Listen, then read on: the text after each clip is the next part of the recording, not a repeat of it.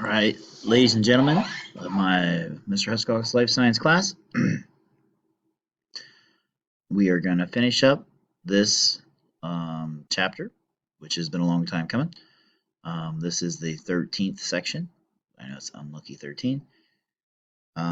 We did hybrids and selective breeding the other day. So hybrid is a cross between two different species of organisms. Beefalo, cultivated wheat, ligers, and a mule were all examples that we used. Today we're going to talk about genetic engineering, and I highly anticipate a couple of quizzes. The first half, 3A on Tuesday, probably Wednesday of next week, 3B, and the test Thursday or Friday, depending on what we need to get done.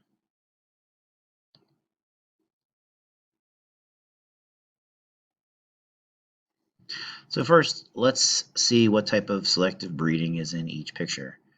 Here we have what looks like a lion with stripes. That is a liger. That's a hybrid. Here's a greyhound. They are bred for speed, speed, speed, speed, speed. That is inbreeding. Here we have little wee tiny tomatoes and lots and lots and lots and lots. Many, many, many. Many means mass selection. Here we have a mule. You can find these in Sinkin Valley. That mule is a donkey and a horse combined. Here we have my kid's dog, the Shih Tzu, and it is a purebred. That would be inbreeding to get into that, or selective breeding would also work. Genetic engineering is a process by which a scientist inserts genes from one organism into another. So you cut a piece of DNA out with these special proteins, and you can change that DNA or you can just move that DNA into another one.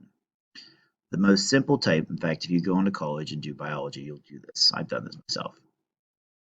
Your book calls it gene splicing. The fancy word is recombinant DNA, basically to recombine.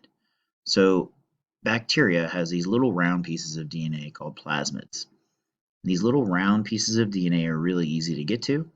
So you cut, using a restriction enzyme, these little round pieces of DNA, and you cut what they call sticky ends into them. And then you insert your piece of DNA back into the plasmid.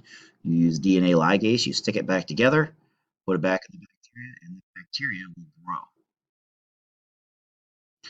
Here's a genetics joke for you. What did the geneticist wear out on his date? Designer jeans. Get it? So here are some steps to making some simple recombinant DNA. This picture took out of a different textbook that I had. This involves looking at the gene for insulin. So here's the gene for insulin. This is a plasmid. You cut, these are your sticky ends. You insert the gene, your DNA ligase puts this back together. We reinsert the bacteria into the plasmid back into the bacteria, and you let it grow. And then we can make lots and lots of insulin. My sister is a diabetic, and when she was little, she actually had to take cow and pig insulin, a purified pork or purified beef insulin. Now today, all insulin that is used is made from this recombinant DNA. We just basically insert the gene, and then the bacteria does all the work. So some of the benefits of genetic engineering: human medicine, insulin growth hormone. We use all the time in forensics to test DNA and things like that. Scientists hope to be able to fix genes because of the inherited diseases.